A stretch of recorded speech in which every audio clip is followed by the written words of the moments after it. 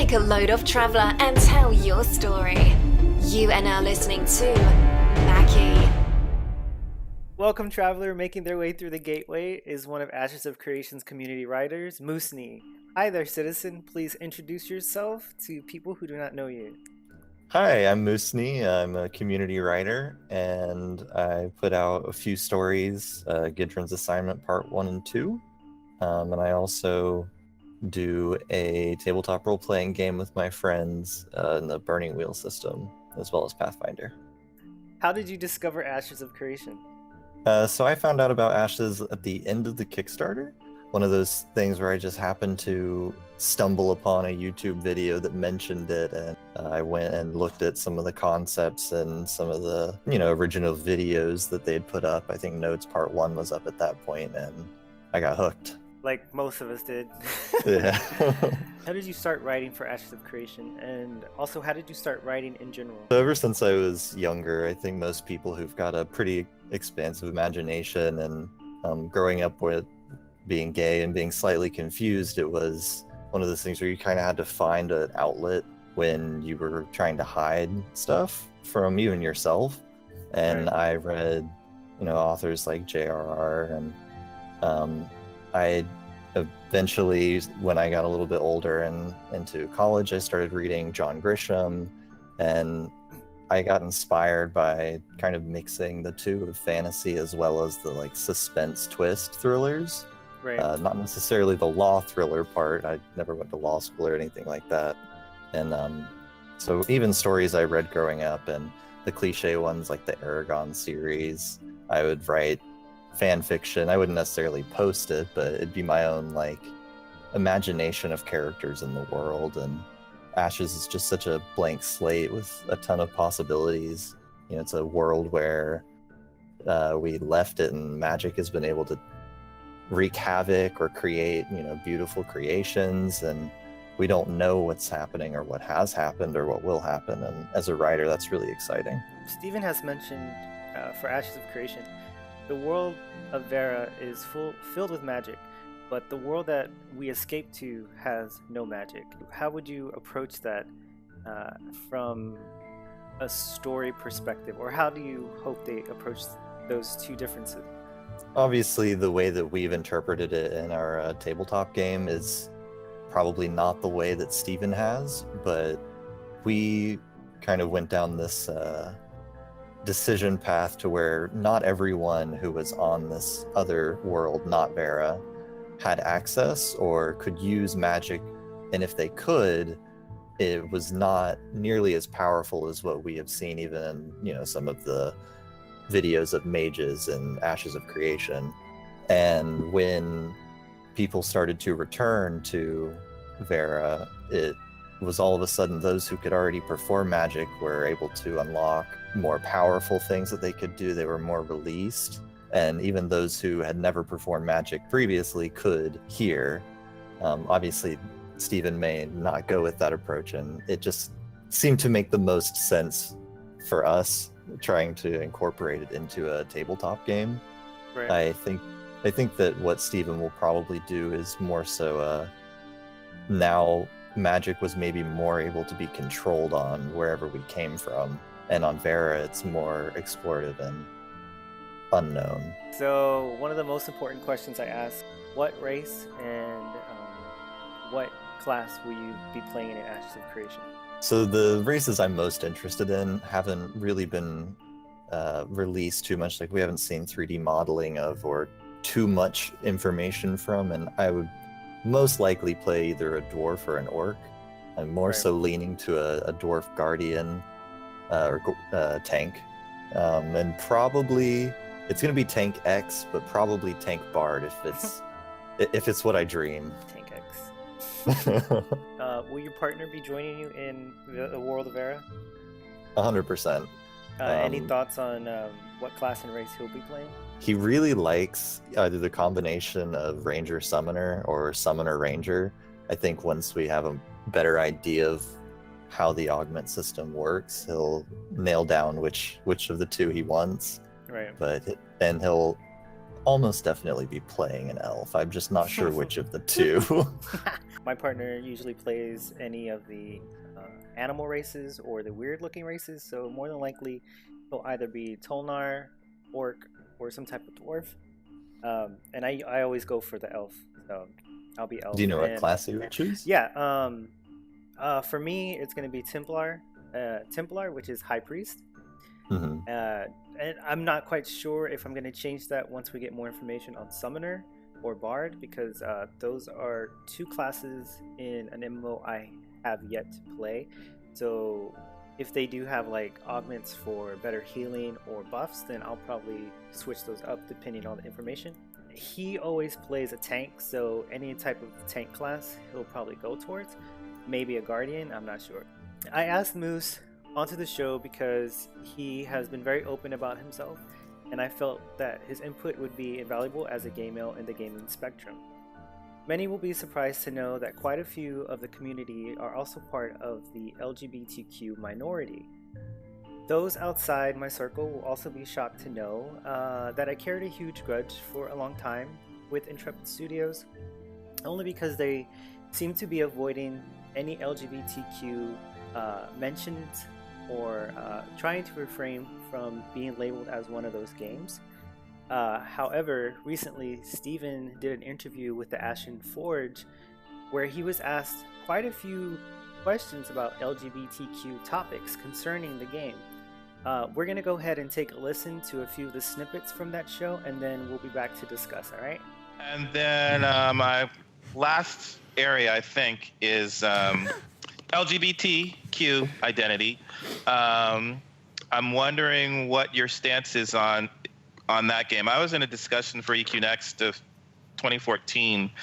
Someone was asking about supporting gender fluid identity. I didn't even know what gender fluid identity was at the time. So I was like, yeah, they were asking for pronouns and things like that. And I said, yeah, I can see that for transgender. Like you want to have gender neutral pronouns or something like that.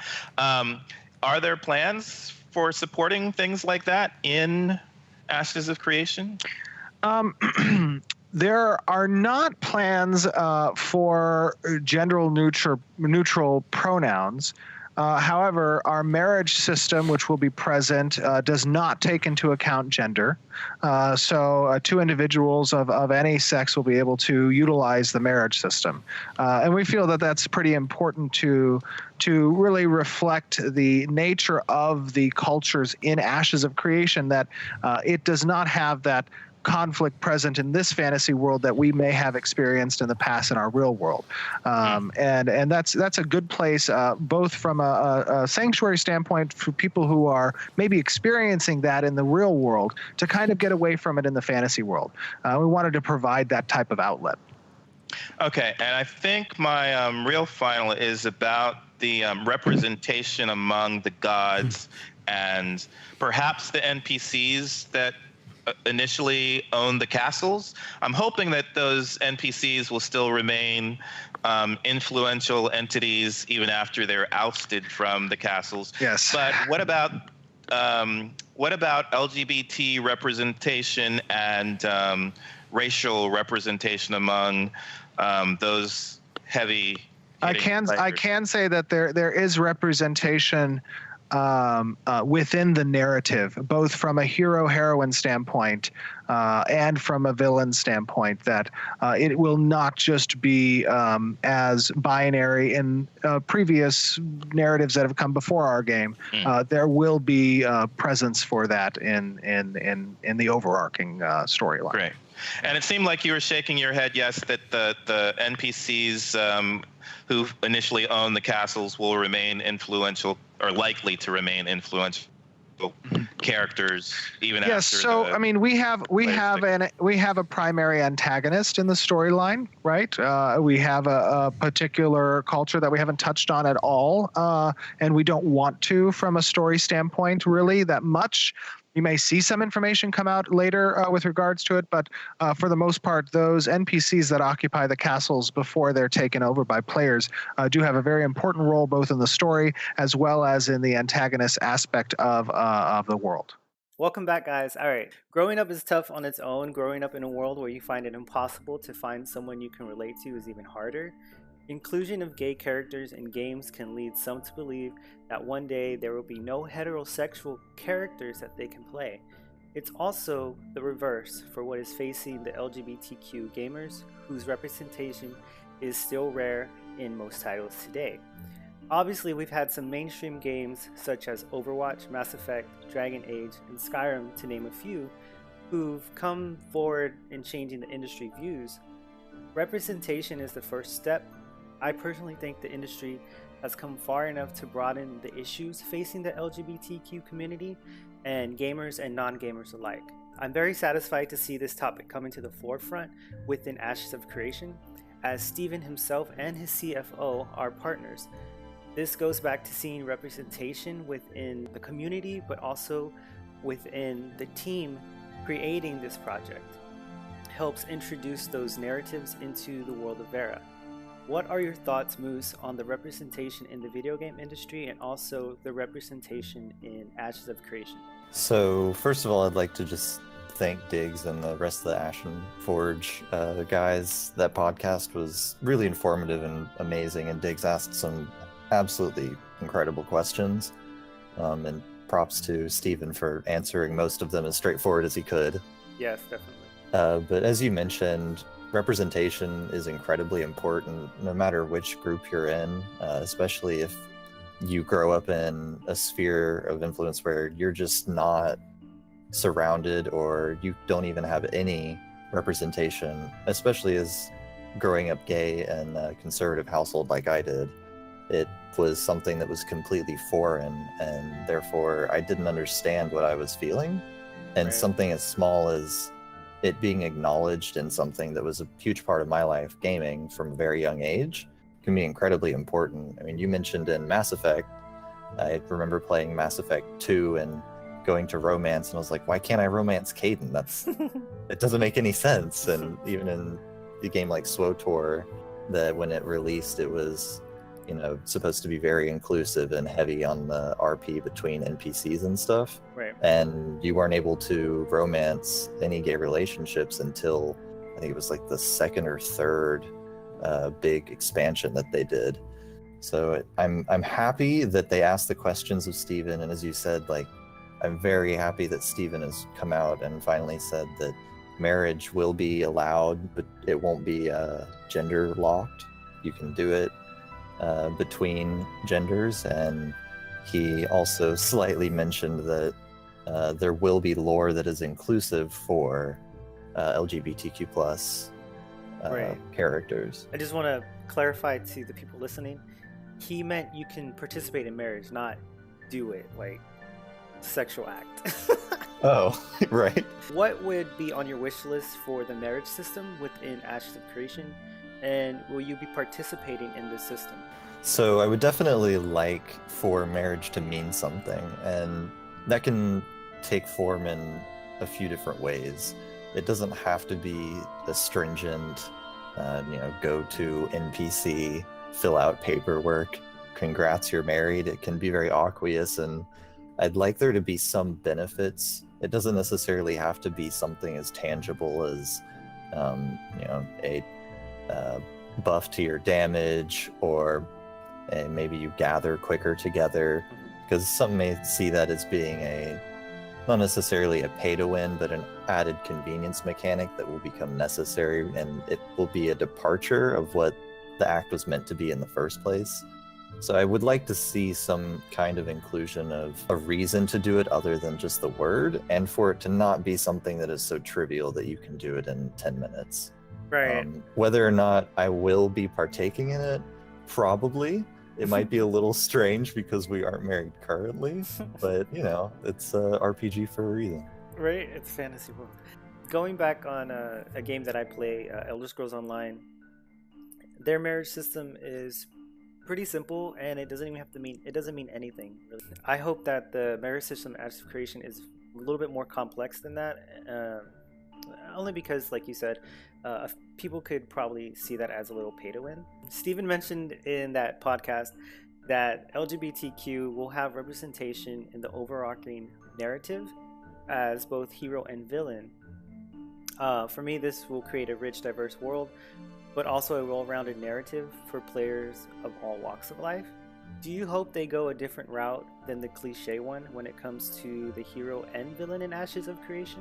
I hope that, like you said, there's a diverse spritzing of, there can be the cliche, over-the-top, fabulous character that, maybe wants to beautify the world. They came to Vera and they became a little magic hungry, and I'd be fine with something like that, but you also want to have, maybe being gay or anything like that isn't a defining part of their character, but they are still a hero or a villain, and it's just part of who they are. Right. I'm excited to learn more about the lore, definitely, and hopefully the Intrepid team goes down the route that Steven seemed to allude to.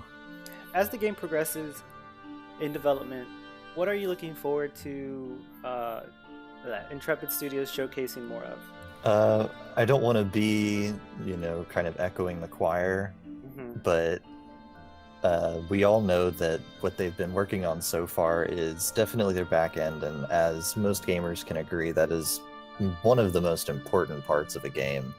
And so they haven't shown too much development in other areas outside of just the visuals that they've shown us, and I think most people can agree that the visuals they have shown us are, breathtaking, and it's very nice to see more of the world, even if it's not really given in context entirely, Right. outside of the blog posts.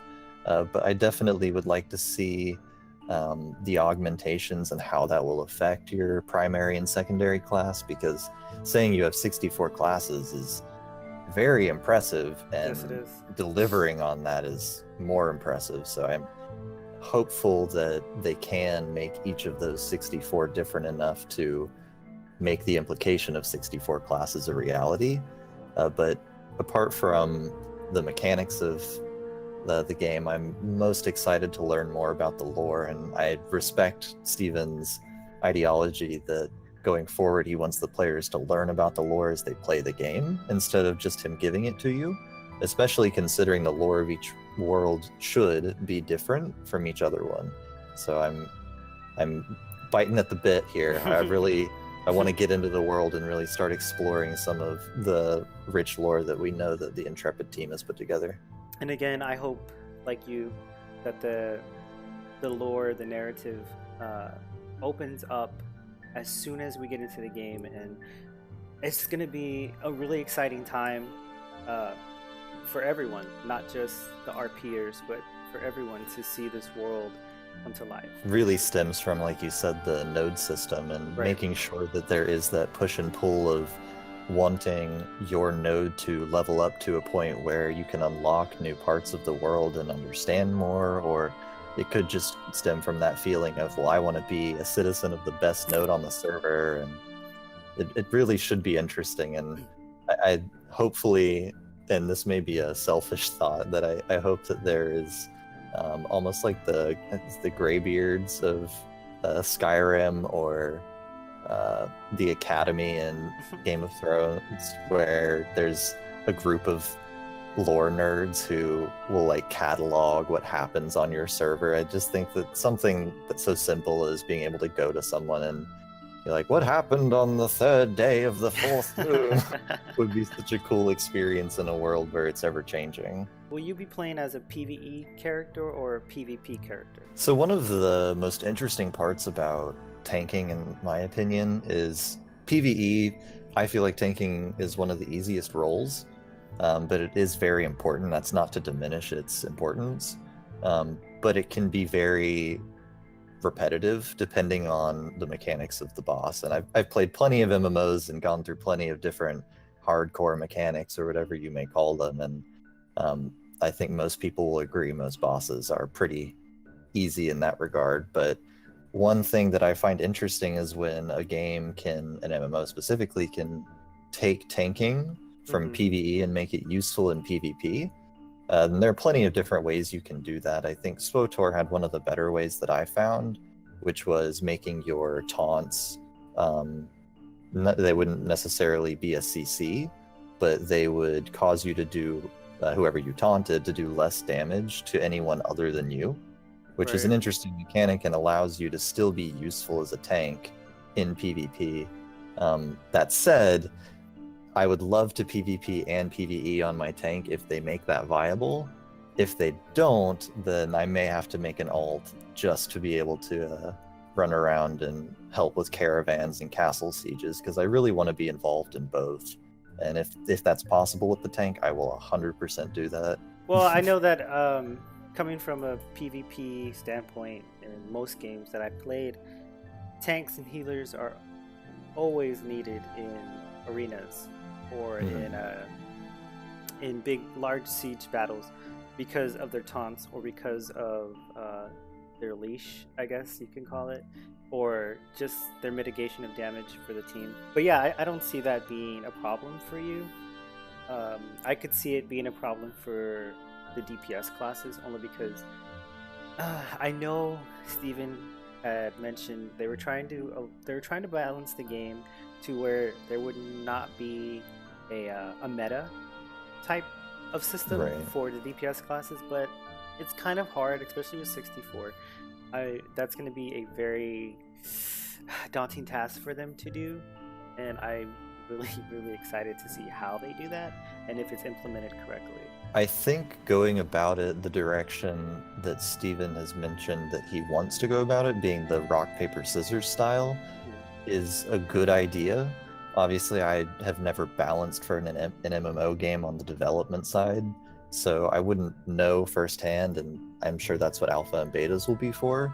But I think one of the pitfalls for a lot of other MMOs when it comes to PvP is making everything at the same level, which can be, like you said, incredibly difficult, especially when you're looking at 64 minus the tanks and healers classes. Right. So I think going about it like mage X beats rogue Y is probably a better way to go about balancing than by trying to put everything at the same level, because then you also might run into the just making everything uniform. So Ashes of Creation is built on this idea that the world that we lived in has become corrupted. As a writer, do you think caused the corruption to begin with? I think that that's probably the key question that Steven will not tell us until either he doesn't have to or we find out in game.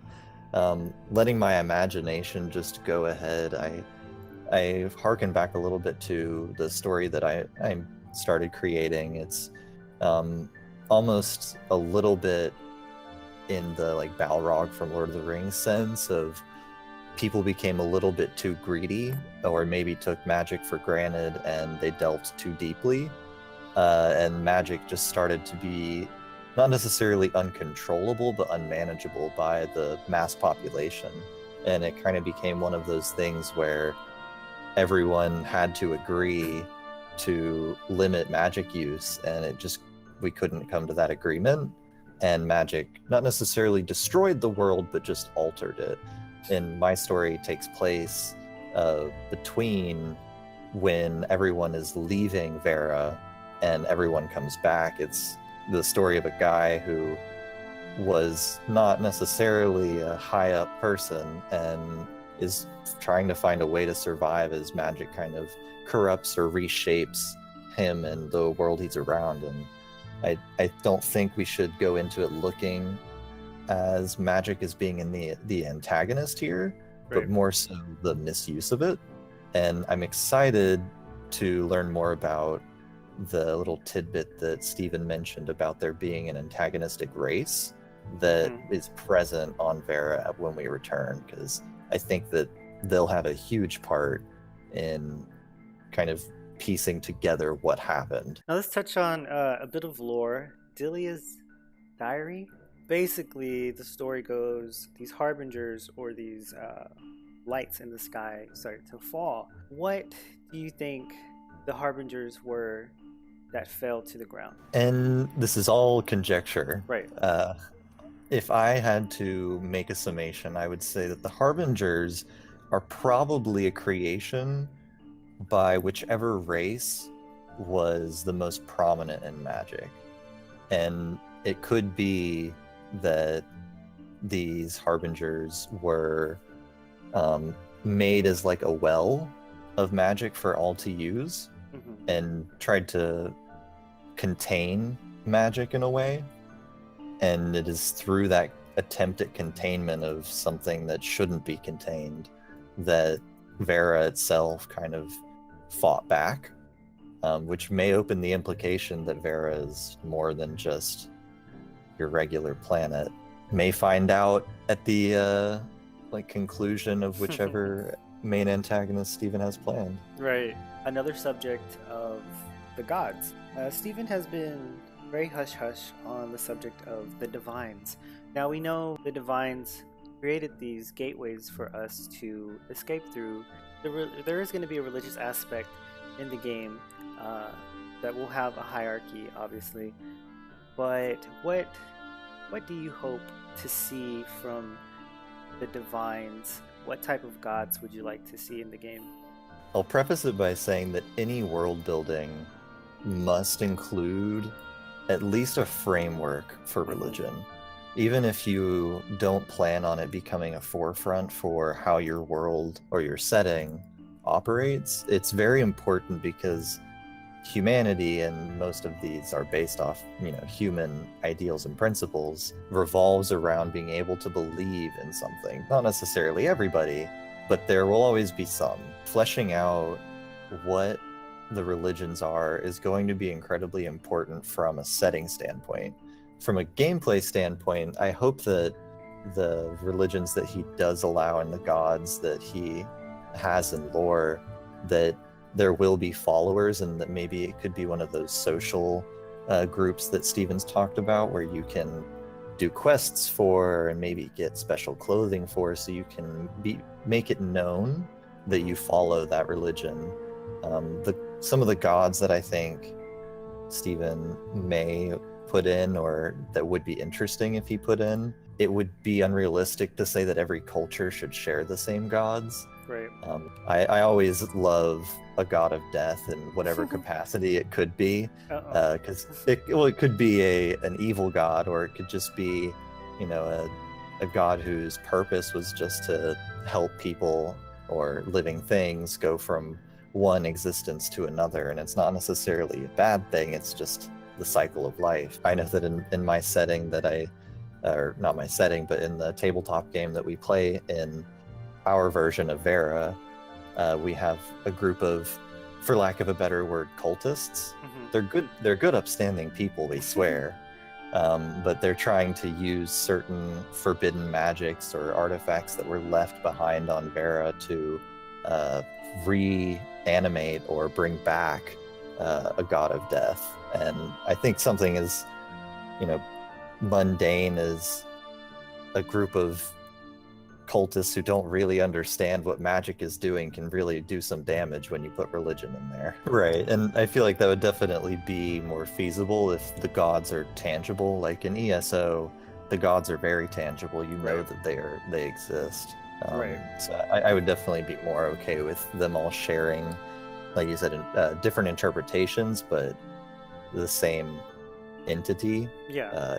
If they are definitely more tangible. The one god that I've always been drawn to in any game, or if they do have gods in any game that I've played, it's mostly like a god of love, god of the Aphrodite interpretation of a god.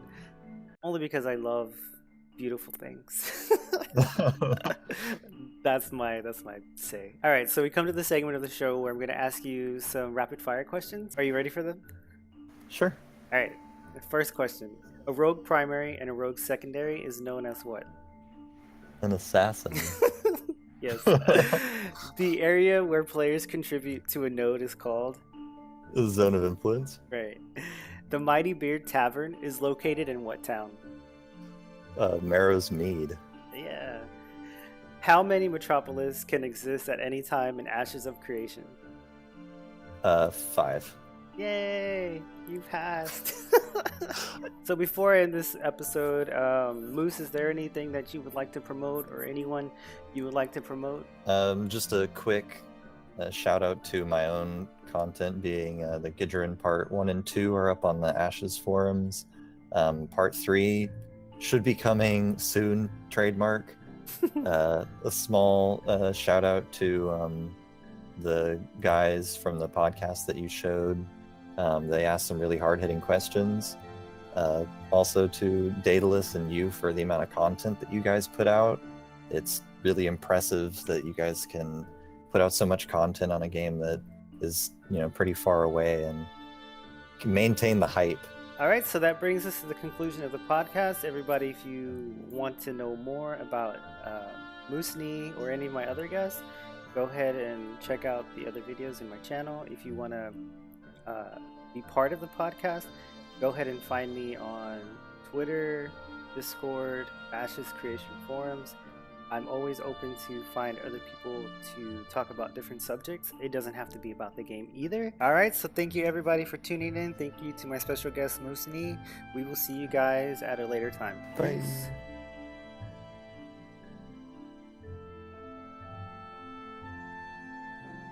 I came to slay, bitch. Oh, are you able to hear the fan in my background? No. Okay. No. I heard someone else though. Yeah, it's my boyfriend. Okay. Like, I'm hearing things again. Hi, I'm Moosnee. I am one of the many writers in Ashes of Creation. No, can I do that again? Yeah, you can do that again. Okay. Do I just start? Yeah. Just pause and then start again. Hi, I'm Moosnee. I'm a community member and community writer for Ash's Creation. And, yeah. Did you want to do that again? Yeah. It's okay. Alright. Okay. Yeah, that's fine. So we're going to do that over, okay? Yeah. Alright, so... Go ahead. So... Okay. Okay. Pause. Yeah. So...